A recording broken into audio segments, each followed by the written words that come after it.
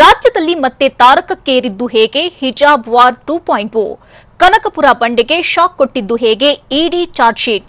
ಕರಾಳ ಗುರುವಾರ ಬೆಂಗಳೂರಲ್ಲಿ ವಿದ್ಯಾರ್ಥಿನಿ ಬಾಲಕಿ ಬಲಿ. ಉಡುಪಿಯಲ್ಲಿ ಲವ್ ಜಿಹಾದ್ಗೆ ಹೋಯ್ತಾ ಯುವತಿ ಜೀವ. ಕರಾವಳಿಯಲ್ಲಿ ಮತ್ತೆ ಹೊತ್ತಿತ ಹಿಜಾಬ್ ಜ್ವಾಲೆ. ಮಂಗಳೂರಿನ ಕಾಲೇಜಿನಲ್ಲಿ ಶುರುವಾಗಿರುವ ರಗಳೆ ಎಂಥದ್ದು? ವಿದ್ಯಾರ್ಥಿಗಳ ಮಾತೇನು? ಶಾಸಕರ ಆರೋಪ ಏನು? ನೋಡೋಣ ಹಿಜಾಬ್ ವಾರ್ 2.0 ನ್ಯೂಸ್ ಎಕ್ಸ್‌ಪ್ರೆಸ್‌ನಲ್ಲಿ.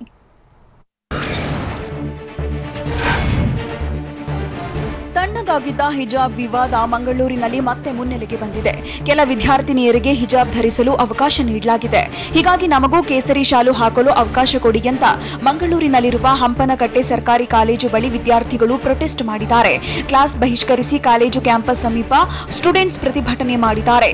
ಇತ್ತೀಚೆಗಷ್ಟೇ ಸಭೆ ನಡೆಸಿದ್ದ ಕಾಲೇಜು ಆಡಳಿತ ಮಂಡಳಿ ಹಿಜಾಬ್ ಧರಿಸಬಾರದೆಂದು ತಿಳಿಸಿತ್ತು.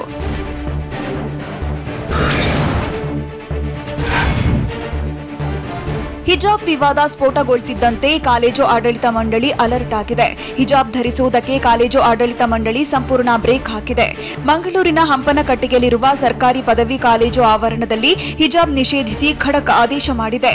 ವಿದ್ಯಾರ್ಥಿಗಳ ಪ್ರತಿಭಟನೆಗೆ ಕಾಲೇಜು ಆಡಳಿತ ಮಂಡಳಿ ಮಣಿದಿದೆ.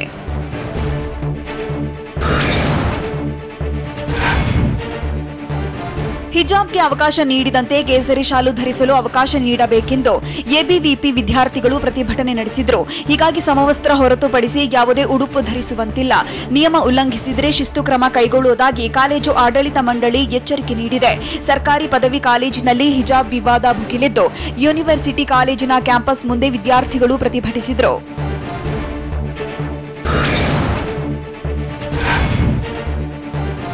ಹಿಜಾಬ್ ವಿವಾದ ಹಿನ್ನೆಲೆ ಕಾಲೇಜಿಗೆ ಮಂಗಳೂರು ವಿವಿ ರಿಜಿಸ್ಟ್ರಾರ್ ಕಿಶೋರ್ ಕುಮಾರ್ ಭೇಟಿ ನೀಡಿ ಕಾಲೇಜಿನ ಪ್ರಾಂಶುಪಾಲರು ಶಿಕ್ಷಕರ ಜೊತೆ ಮಾತುಕತೆ ನಡೆಸಿದರು. ಈ ವೇಳೆ ವಿವಿ ರಿಜಿಸ್ಟ್ರಾರ್ ಭರವಸೆ ಹಿನ್ನೆಲೆ ವಿದ್ಯಾರ್ಥಿಗಳು ಧರಣಿ ಕೈಬಿಟ್ಟಿದ್ದಾರೆ. ನಾಳೆಯಿಂದ ಹಿಜಾಬ್ ಧರಿಸಿದವರಿಗೆ ಪ್ರವೇಶ ನೀಡಲ್ಲ ಅಂತ ಭರವಸೆ ನೀಡಿದ್ದಾರೆ.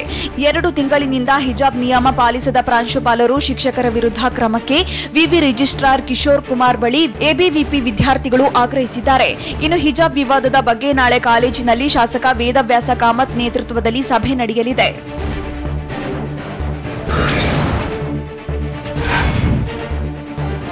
ಮಂಗಳೂರಿನ ಕಾಲೇಜಿನಲ್ಲಿ ಹಿಜಾಬ್ ವಿವಾದ ಭುಗಿಲೆದ್ದ ಬಗ್ಗೆ ಶಾಸಕ ರಘುಪತಿ ಭಟ್ ಆಕ್ರೋಶ ಹೊರಹಾಕಿದ್ದಾರೆ. ಮತೀಯ ಸಂಘಟನೆಗಳ ಕುಮ್ಮಿಕ್ಕಿನಿಂದ ಇದೆಲ್ಲ ನಡೆದಿದೆ. ಎಲೆಕ್ಷನ್ ಬರ್ತಿದೆ, ಹೀಗಾಗಿ ಮತೀಯ ಗಲಭೆ ಸೃಷ್ಟಿಸಲು ಯತ್ನ ನಡೆಯುತ್ತಿದೆ. ರಾಜಕೀಯ ಲಾಭ ಪಡೆಯಲು ಇದನ್ನೆಲ್ಲ ಮಾಡ್ತಿದ್ದಾರೆ. ಕರಾವಳಿ ಭಾಗದಲ್ಲಿ ಕೆಲವರ ಕುಮ್ಮಿಕ್ಕಿನಿಂದ ಇದು ಆಗ್ತಿದೆ. ಹೈಕೋರ್ಟ್ ಆದೇಶ ಪಾಲಿಸದೇ ಇರೋದು ಕಾನೂನು ಬಾಹಿರ ಅಂತ ಬೆಂಗಳೂರಿನಲ್ಲಿ ಟಿವಿ9ಗೆ ಶಾಸಕ ರಘುಪತಿ ಭಟ್ ಹೇಳಿಕೆ ನೀಡಿದ್ದಾರೆ.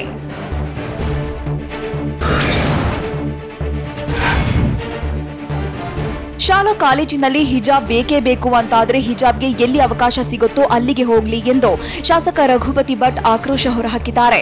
ಅವರದ್ದೇ ಅಲ್ಪಸಂಖ್ಯಾತ ಕಾಲೇಜುಗಳಿವೆ. ಅಲ್ಲದೆ ಹಿಜಾಬ್ ಬೇಕೇ ಬೇಕು ಅಂದ್ರೆ ಮತ್ತಷ್ಟು ಕಾಲೇಜು ಕಟ್ಲಿ. ಇಂತಹ ಕಿಡಿಗೇಡಿಗಳು ಅಲ್ಲಲ್ಲಿ ಹುಟ್ಟಿಕೊಳ್ತಿರ್ತಾರೆ. ಕಾನೂನು ಸರಿಯಾಗಿ ಪಾಲಿಸದಿದ್ರೆ ಅವರೇ ಸಿಕ್ಕಿ ಬೀಳ್ತಾರೆ ಎಂದು ರಘುಪತಿ ಭಟ್ ಕೆಂಡ ಕಾರಿದ್ದಾರೆ.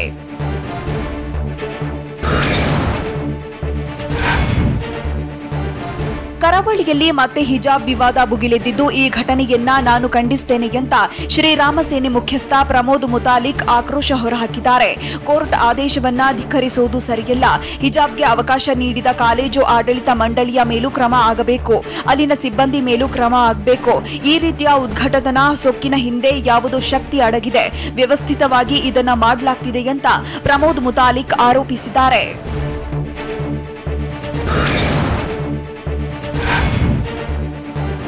ಕೋರ್ಟ್ ಆದೇಶವಿದ್ದರೂ ಉಲ್ಲಂಘನೆ ಮಾಡುವಂತೆ ಪ್ರಚೋದಿಸಲಾಗ್ತಿದೆ. ಅದರ ಹಿಂದೆ ಬೇರೆ ಕೈವಾಡ ಇದೆ ಅಂತ ಪ್ರಮೋದ್ ಮುತಾಲಿಕ್ ಆರೋಪಿಸಿದ್ದಾರೆ.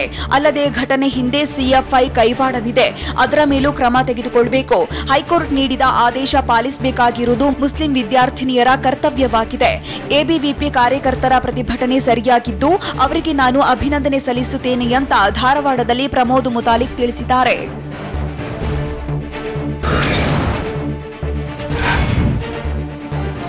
ಮಂಗಳೂರಿನ ಯೂನಿವರ್ಸಿಟಿ ಕಾಲೇಜಿನ ಹಿಜಾಬ್ ವಿವಾದದ ಬಗ್ಗೆ ಬಿಜೆಪಿ ರಾಜ್ಯಾಧ್ಯಕ್ಷ ನಳಿನ್ ಕುಮಾರ್ ಕಟೀಲು ಪ್ರತಿಕ್ರಿಯೆ ನೀಡಿದ್ದು, ನ್ಯಾಯಾಲಯದ ತೀರ್ಪು ಪಾಲನೆ ಮಾಡುವುದು ಎಲ್ಲರ ಕರ್ತವ್ಯ ಅಂತ ತಿಳಿಸಿದ್ದಾರೆ.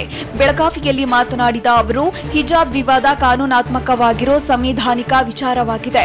ಹಿಜಾಬ್ ಸಂಬಂಧ ಕೋರ್ಟ್ ಈಗಾಗಲೇ ತೀರ್ಪು ಕೊಟ್ಟಿದೆ. ಆ ತೀರ್ಪು ಪಾಲನೆ ಮಾಡುವುದು ಎಲ್ಲರ ಕರ್ತವ್ಯ ಎಂದು ಹೇಳಿದರು.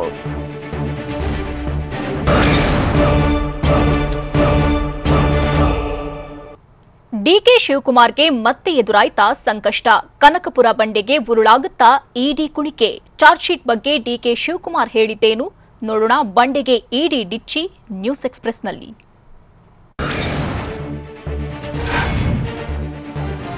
ಕೆಪಿಸಿಸಿ ಅಧ್ಯಕ್ಷ ಡಿಕೆ ಶಿವಕುಮಾರ್ಗೆ ಇಡಿ ಶಾಕ್ ಕೊಟ್ಟಿದ್ದು ಚಾರ್ಜ್ ಶೀಟ್ ಸಲ್ಲಿಕೆ ಮಾಡಿದೆ. 2019ರಲ್ಲಿ ನಡೆಸಿದ್ದ ದಾಳಿ ಸಂಬಂಧ ಜಾರಿ ನಿರ್ದೇಶನಾಲಯ ಚಾರ್ಜ್ ಶೀಟ್ ಸಲ್ಲಿಸಿದೆ. ಕೆಪಿಸಿಸಿ ಅಧ್ಯಕ್ಷ ಡಿಕೆ ಶಿವಕುಮಾರ್ ಮತ್ತು ಆಪ್ತರ ನಿವಾಸಗಳ ಮೇಲೆ ಐಟಿ ದಾಳಿ ನಡೆಸಿತ್ತು. ಐಟಿ ದಾಳಿ ವೇಳೆ 8 ಕೋಟಿ ರೂಪಾಯಿ ಹಣ ಪತ್ತೆಯಾಗಿತ್ತು. ಬಳಿಕ ಈ ಪ್ರಕರಣ ಜಾರಿ ನಿರ್ದೇಶನಾಲಯಕ್ಕೆ ವರ್ಗಾವಣೆಯಾಗಿತ್ತು.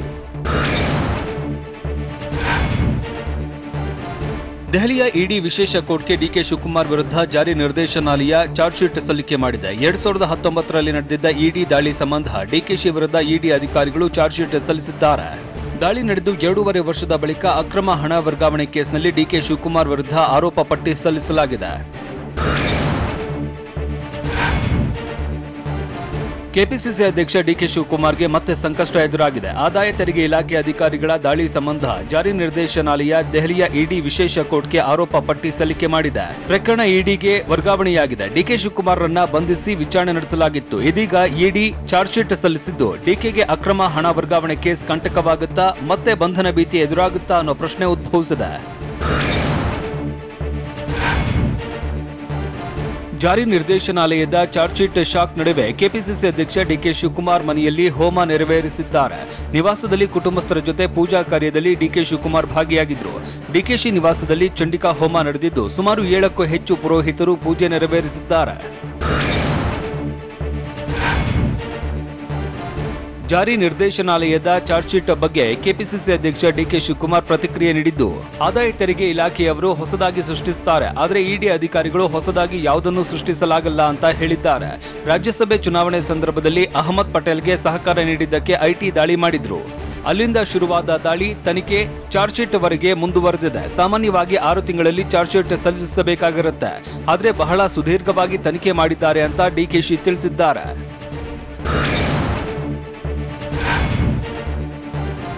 ರಾಜಕೀಯವಾಗಿ ಎಲ್ಲಾ ಅಸ್ತ್ರಗಳನ್ನ ಉಪಯೋಗಿಸ್ತಾ ಇದ್ದಾರೆ ಅಷ್ಟೇ ಅಂತ ಇಡಿ ಚಾರ್ಜ್ ಶೀಟ್ಗೆ ಕೆಪಿಸಿಸಿ ಅಧ್ಯಕ್ಷ ಡಿಕೆಶಿ ಆಕ್ರೋಶ ಹೊರಹಾಕಿದ್ದಾರೆ. ಈ ದೇಶದಲ್ಲಿ ಕಾನೂನಿದೆ, ಸತ್ಯ ಧರ್ಮ ಇದೆ, ನೋಡೋಣ. ನಾನು ತಪ್ಪು ಮಾಡಿಲ್ಲ ಎನ್ನುವುದು ಇಡೀ ರಾಜ್ಯ ದೇಶಕ್ಕೆ ಗೊತ್ತಿದೆ. ರಾಜಕೀಯವಾಗಿ ಬಿಜೆಪಿ ಎದುರು ನಿಲ್ಲುವವರಿಗೆ ಹೀಗೆ ಮಾಡ್ತಾ ಇದ್ದಾರೆ. ಅವರಿಗೆ ಶರಣಾಗಬೇಕು ಅಥವಾ ಅವರ ಜೊತೆ ಸೇರಿಕೊಳ್ಳಬೇಕು. ನಾವು ಕಾನೂನು ಪಾಲನೆ ಮಾಡುವವರು, ಮಾಡ್ತಾ ಇದ್ದೇವೆ. ನಾವು ಎಲ್ಲವನ್ನೂ ಎದುರಿಸೋದಕ್ಕೆ ಸಿದ್ಧರಿದ್ದೇವೆ ಅಂತ ಡಿಕೆಶಿ ಗುಡುಗಿದ್ದಾರೆ.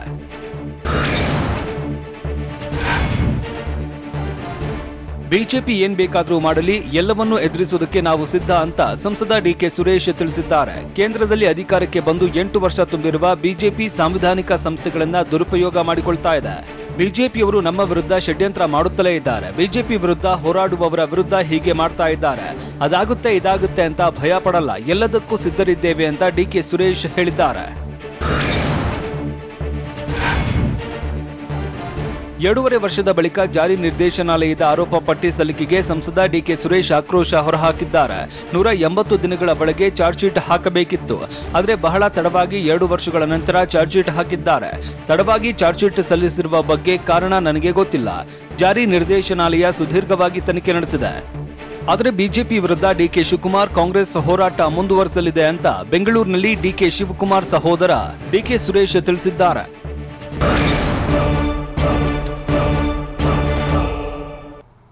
ರಾಜ್ಯದಲ್ಲಿ ಕಾವೇರಿದ್ದು ಹೇಗೆ? ಪಠ್ಯ ಪರಿಷ್ಕರಣೆ ವಾರ್. ಮಂಡ್ಯದ ಸಂಜಯ್ ಸರ್ಕಲ್ನಲ್ಲಿ ಪ್ರತಿಭಟನೆ ನಡೆಸಿದ್ದು ಯಾರು? ಸಾಹಿತಿಗಳ ಆರೋಪಕ್ಕೆ ರೋಹಿತ್ ಚಕ್ರತೀರ್ಥ ತಿರುಗೇಟು ಹೇಗಿತ್ತು ನೋಡೋಣ. ಪಠ್ಯ ಫೈಟ್ ನ್ಯೂಸ್ ಎಕ್ಸ್‌ಪ್ರೆಸ್‌ನಲ್ಲಿ.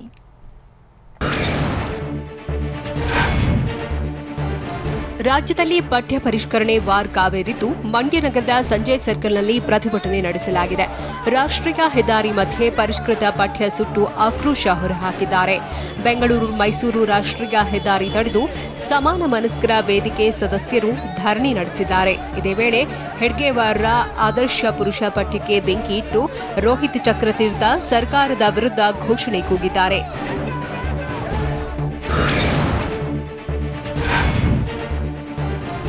ಒತ್ತು ಒಳಗೆ ಹಾಕಬೇಕು ಅನ್ನೋ ಎಚ್.ಡಿ. ಕುಮಾರಸ್ವಾಮಿ ಹೇಳಿಕೆಗೆ ಪಠ್ಯಪುಸ್ತಕ ಪರಿಷ್ಕರಣಾ ಸಮಿತಿ ಅಧ್ಯಕ್ಷ ರೋಹಿತ್ ಚಕ್ರತೀರ್ಥ ತಿರುಗೇಟು ನೀಡಿದ್ದಾರೆ. ಕುಮಾರಸ್ವಾಮಿ ರಾಜಕಾರಣಿ, ನಾನಲ್ಲ, ರಾಜಕೀಯಕ್ಕಾಗಿ ಅವರು ಮಾತನಾಡುತ್ತಿದ್ದಾರೆ. ಈಗ ವಿರೋಧ ಮಾಡ್ತಿರೋರೆಲ್ಲ ರಾಜಕೀಯ ಕಾರಣಕ್ಕಾಗಿಯೇ ವಿರೋಧಿಸುತ್ತಿದ್ದಾರೆ. ನಾಡಗೀತೆ ವಿಚಾರದ ಬಗ್ಗೆ ಹಾಕಿದ್ದ ಪೋಸ್ಟ್ ಬಗ್ಗೆ ಸ್ಪಷ್ಟನೆ ನೀಡಿ ಆಗಿದೆ. ಅದು ಹಳೆಯ ವಿಚಾರ, ಈಗ ಸುಮ್ಮನೆ ಕೆದಕುತ್ತಿದ್ದಾರೆ. ಈ ಹಿಂದೆಯೇ ಆ ಬಗ್ಗೆ ಕಾನೂನು ಪ್ರಕ್ರಿಯೆಗಳನ್ನು ಎದುರಿಸಿ ಆಗಿದೆ ಅಂತ ರೋಹಿತ್ ಚಕ್ರತೀರ್ಥ ತಿಳಿಸಿದ್ದಾರೆ.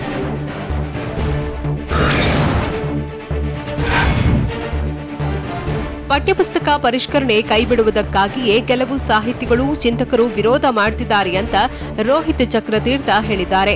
ವ್ಯಕ್ತಿಗತ ಟಾರ್ಗೆಟ್ ಮಾಡಬಾರದು ಅಂತ ಹೇಳುವ ಬರಗೂರು ನನ್ನನ್ನು ಟಾರ್ಗೆಟ್ ಮಾಡ್ತಾರೆ. ಬರಗೂರು ಅವರು ಕುವೆಂಪು ಅವರ ಶ್ರೇಷ್ಠ ಪಾಠ ಕೈಬಿಟ್ಟಿದ್ದಾರೆ, ಆದ್ರೂ ನಾವು ಕೈಬಿಟ್ಟಿಲ್ಲ ಅಂತ ಹೇಳ್ತಾರೆ. ಸ್ವಾಮಿ ವಿವೇಕಾನಂದ, ಅಂಬೇಡ್ಕರ್ ಹಾಗೂ ಗಾಂಧಿ ಚಿಂತನೆಗಳನ್ನ ಕೈಬಿಟ್ಟಿದ್ದಾರೆ. ಆದ್ರೆ ಇದು ಯಾವುದೂ ವಿರೋಧ ಆಗುವುದಿಲ್ಲ. ಬರಗೂರು ರಾಮಚಂದ್ರಪ್ಪನವರು ನಯವಾಗಿ ಸುಳ್ಳು ಹೇಳುತ್ತಾರೆ ಅಂತ ಆಕ್ರೋಶ ಹೊರಹಾಕಿದ್ದಾರೆ.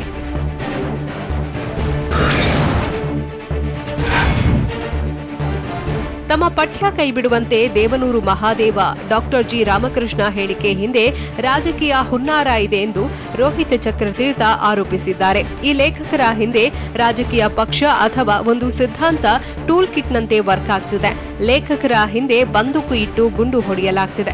ಒಮ್ಮೆ ಹಾಕಿ ಅಂತಾರೆ, ಒಮ್ಮೆ ತೆಗಿರಿ ಅಂತಾರೆ. ಆದ್ರೆ ಕೋಟ್ಯಾಂತರ ಜನರು ಪಠ್ಯ ಪರಿಷ್ಕರಣೆಯ ಪರವಾಗಿದ್ದಾರೆ. ಪ್ರತಿಭಟನೆ ಮಾಡುವವರು ಪರಿಷ್ಕರಣೆಯ ಪಾಠಗಳನ್ನು ಸರಿಯಾಗಿ ಓದಬೇಕು ಅಂತ ರೋಹಿತ್ ಚಕ್ರತೀರ್ಥ ತಿಳಿಸಿದ್ದಾರೆ.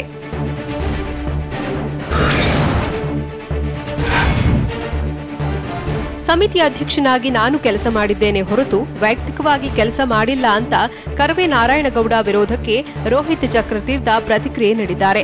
ನನ್ನ ಆಲೋಚನೆಗಳು ಕೊಳಕಾಗಿದೆಯೋ ಇಲ್ಲವೋ ಅಂತ ಜನರಿಗೆ ಗೊತ್ತು.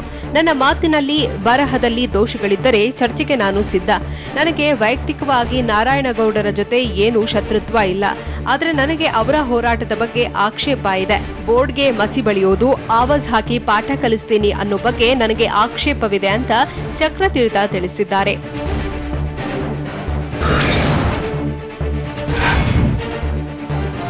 ರಾಜ್ಯದಲ್ಲಿ ಪ್ರೌಢಶಿಕ್ಷಣ ಪಠ್ಯ ಪುಸ್ತಕಗಳ ಪರಿಷ್ಕರಣೆ ವಿಚಾರ ಭಾರಿ ವಿವಾದ ಸೃಷ್ಟಿಸಿದ್ದು, ಮುಖ್ಯಮಂತ್ರಿ ಬಸವರಾಜ ಬೊಮ್ಮಾಯಿಗೆ ಬರಗೂರು ರಾಮಚಂದ್ರಪ್ಪ, ನಾಡೋಜ ಡಾಕ್ಟರ್ ಹಂಪ ನಾಗರಾಜಯ್ಯ ಪತ್ರ ಬರೆದಿದ್ದಾರೆ. ಸರ್ಕಾರ ಕೂಡಲೇ ಪಠ್ಯ ಪುಸ್ತಕಗಳ ವಿವಾದಕ್ಕೆ ತೆರೆ ಎಳಿಬೇಕು ಅಂತ ಪತ್ರದಲ್ಲಿ ಮನವಿ ಮಾಡಿದ್ದಾರೆ. ಪರಿಷ್ಕೃತ ಚಕ್ರತೀರ್ಥ ಪಠ್ಯವನ್ನ ತಡೆ ಹಿಡಿಯುವಂತೆ ನಾಡೋಜ ಡಾಕ್ಟರ್ ಹಂಪ ನಾಗರಾಜಯ್ಯ ಪತ್ರದಲ್ಲಿ ಒತ್ತಾಯಿಸಿದ್ದಾರೆ. ಅಲ್ಲದೆ ಶಿಕ್ಷಣ ಕ್ಷೇತ್ರದ ಬಗ್ಗೆ ವಿದ್ಯಾರ್ಥಿಗಳು, ಪೋಷಕರಲ್ಲದೆ ಜನರಲ್ಲೂ ಅಪನಂಬಿಕೆ ಮೂಡದಂತೆ ನೋಡಿಕೊಳ್ಳಬೇಕು ಅಂತ ಮನವಿ ಮಾಡಿದ್ದಾರೆ.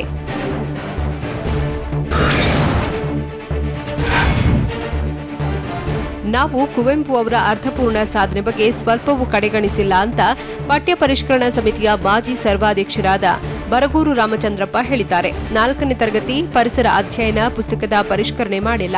ಕುವೆಂಪು ಕುರಿತ ಪರಿಚಯ ನನ್ನ ನೇತೃತ್ವದ ಸಮಿತಿಯು ಬರೆದಿಲ್ಲ. ಈ ಪರಿಚಯವು ಪಠ್ಯ ಪುಸ್ತಕದ ಮೂಲ ರಚನೆಯಲ್ಲಿ ಬರೆಯಲ್ಪಟ್ಟಿದೆ. ನಮ್ಮ ಕಾಲದ ಪರಿಷ್ಕರಣೆಯಲ್ಲಿ ಇದನ್ನು ಬರೆದಿಲ್ಲ. ನಾನು ಮನುಜಮತ ವಿಶ್ವಪಥ ಸಂದೇಶದ ಬೆಳಕಿನಲ್ಲಿ ಸಾಗುತ್ತಿದ್ದೇನೆ ಅಂತ ಬರಗೂರು ರಾಮಚಂದ್ರಪ್ಪ ತಿಳಿಸಿದ್ದಾರೆ.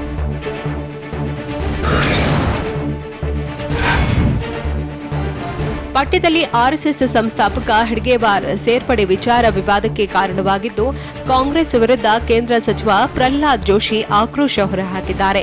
ಸುಳ್ಳು ಹೇಳುವುದರಲ್ಲಿ ಕಾಂಗ್ರೆಸ್ ನಾಯಕರು ನಿಸ್ಸೀಮರು. ಶಾಲಾ ಪಠ್ಯದಿಂದ ನಾರಾಯಣಗುರು, ಭಗತ್ ಸಿಂಗ್ ಪಾಠ ತೆಗೆಸಿಲ್ಲ ಅಂತ ಧಾರವಾಡದಲ್ಲಿ ಪ್ರಹ್ಲಾದ್ ಜೋಶಿ ಹೇಳಿದ್ದಾರೆ. ಅಲ್ಲದೆ ಭಗತ್ ಸಿಂಗ್, ಆಜಾದ್, ಸುಭಾಷ್ ಚಂದ್ರ ಬೋಸ್ ಹೆಸರನ್ನು ಎಷ್ಟು ಯೋಜನೆಗೆ ಇಟ್ಟಿದ್ದೀರಿ? ಒಂದು ದಿನವೂ ಹೋರಾಟಗಾರರು ನೆನಪಾಗ್ಲಿಲ್ವೇ ಅಂತ ಸಚಿವ ಪ್ರಹ್ಲಾದ್ ಜೋಶಿ ಪ್ರಶ್ನಿಸಿದ್ದಾರೆ.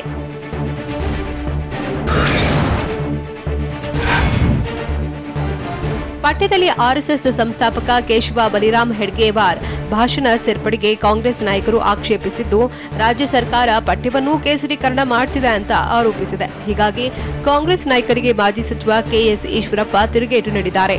ಬಾಗಲಕೋಟೆಯಲ್ಲಿ ಮಾತಾಡಿದವರು, ದೇಶದ ಸಂಸ್ಕೃತಿ ವಿಚಾರದಲ್ಲಿ ಹೆಡ್ಗೇವಾರ್ ಮಾಡಿರುವ ಭಾಷಣದ ಒಂದಂಶವನ್ನ ಸೇರಿಸಲಾಗಿದೆ. ಅದು ಬಿಟ್ಟು ಪಠ್ಯದಲ್ಲಿ ಮಹಮ್ಮದ್ ಅಲಿ ಜಿನ್ನಾ ಹೆಸರು ಸೇರಿಸಬೇಕಿತ್ತ, ಈಶ್ವರಲಿಂಗ ಒಡೆದ ಔರಂಗಜೇಬನ ಹೆಸರು ಸೇರಿಸಬೇಕಿತ್ತ ಅಂತ ಪ್ರಶ್ನಿಸಿದ್ದಾರೆ. ದೇಶ ತುಂಡು ತುಂಡಾಗಿ ಹೋಗ್ತಿತ್ತು. ಕರಾಳ ಗುರುವಾರ ಬೆಂಗಳೂರಲ್ಲಿ ಎಷ್ಟು ಜೀವ ಹೋಗಿದೆ? ಎಡಿಜಿಪಿ ಅಮೃತ್ ಪೌಲ್ಗೆ ಸಂಕಷ್ಟ ಎದುರಾಗಿದ್ದು ಯಾಕೆ? ತೃತೀಯ ರಂಗದ ಬಗ್ಗೆ ಎಚ್ಡಿಡಿ, ಕೆಸಿಆರ್ ಚರ್ಚೆ ಹೇಗಿತ್ತು? ನೋಡೋಣ ಬೆಂಗಳೂರು ನ್ಯೂಸ್ ಎಕ್ಸ್‌ಪ್ರೆಸ್‌ನಲ್ಲಿ. ಪಿಎಸ್ಐ ನೇಮಕಾತಿ ಅಕ್ರಮದ ಕೇಸ್ನ ತನಿಖೆ ಮತ್ತಷ್ಟು ವೇಗ ಪಡೆದಿದೆ. ಹಿರಿಯ ಐಪಿಎಸ್ ಅಧಿಕಾರಿಗೂ ಸಂಕಷ್ಟ ಎದುರಾಗಿದ್ದು ಸಿಐಡಿ ಕಚೇರಿಯಲ್ಲಿ ಅಮೃತ್ ಪೌಲ್ರನ್ನ ವಿಚಾರಣೆಗೆ ಒಳಪಡಿಸಲಾಗಿದೆ. ಪಿಎಸ್ಐ ಅಕ್ರಮ ಕೇಸ್ನಲ್ಲಿ ಬೆಂಗಳೂರಿನ ಸಿಐಡಿ ಕಚೇರಿಯಲ್ಲಿ ಅಮೃತ್ ಪೌಲ್ಗೆ ಗ್ರಿಲ್ ಮಾಡಲಾಗಿದೆ. ನಿನ್ನೆ ಸಂಜೆ 4:30 ರಿಂದ 7 ಗಂಟೆಯವರೆಗೆ ವಿಚಾರಣೆ ನಡೆಸಿದ್ದ ಸಿಐಡಿ ಅಧಿಕಾರಿಗಳು ಇಂದು ಬೆಳಗ್ಗೆ 11 ಗಂಟೆಯಿಂದ ಮತ್ತೆ ವಿಚಾರಣೆ ನಡೆಸಿದ್ದಾರೆ. ಈ ಹಿಂದೆ ನೇಮಕಾತಿ ವಿಭಾಗದಲ್ಲಿ ಅಮೃತ್ ಪೌಲ್ ಎಡಿಜಿಪಿ ಆಗಿದ್ರು. ಡಿವೈಎಸ್ಪಿ ಶಾಂತಕುಮಾರ್ ಬಂಧನದ ಬೆನ್ನಲ್ಲೇ ಎಡಿಜಿಪಿ ಅಮೃತ್ ಪೌಲ್ ವಿರುದ್ಧವೂ ಆರೋಪ ಕೇಳಿ ಬಂದಿತ್ತು.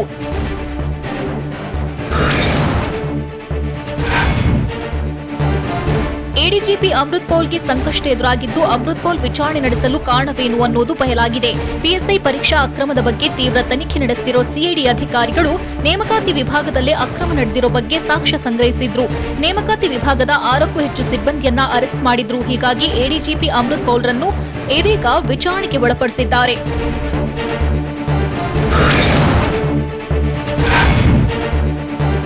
ತನಿಖೆ ವೇಳೆ ಸಿಕ್ಕ ಮಹತ್ವದ ಸಾಕ್ಷ್ಯಗಳ ಆಧಾರದಲ್ಲಿ ಅಮೃತ್ ಪೌಲ್ಗೆ ಸಿಐಡಿ ಗ್ರಿಲ್ ಮಾಡುತ್ತಿದೆ. ನೇಮಕಾತಿ ವಿಭಾಗದ ಸಿಬ್ಬಂದಿ ಶ್ರೀಧರ್ಗೆ ಸೇರಿದ ಮನೆಯಲ್ಲಿ ಕೋಟಿ ಹಣ ಪತ್ತೆಯಾಗಿತ್ತು.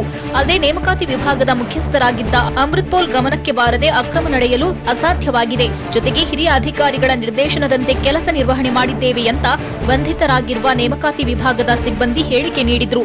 ಹೀಗಾಗಿ ಅಮೃತ್ ಪೌಲ್ಗೂ ಸಂಕಷ್ಟ ಎದುರಾಗಿದೆ.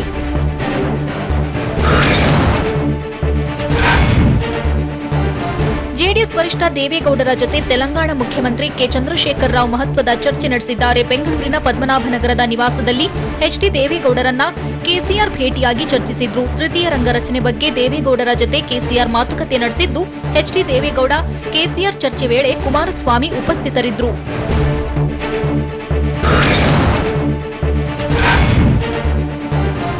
ಬೆಂಗಳೂರಿನ ಚಾಮರಾಜಪೇಟೆಯಲ್ಲಿ ಉದ್ಯಮಿ ಜುಗ್ಗರಾಜ್ ಜೈನ್ ಕೊಲೆ ಪ್ರಕರಣ ಸಂಬಂಧ ಆರೋಪಿ ಬಿಜುರಾಮ್ ದೃಶ್ಯ ಸಿಸಿಟಿವಿಯಲ್ಲಿ ಸೆರೆಯಾಗಿದೆ. ವೃದ್ಧನನ್ನ ಕೊಲೆ ಮಾಡಿದ ಆರೋಪಿ 4 ಬ್ಯಾಗ್ಗಳಲ್ಲಿ ಚಿನ್ನಾಭರಣ ದೋಚಿಕೊಂಡು ಹೋಗಿದ್ದಾನೆ.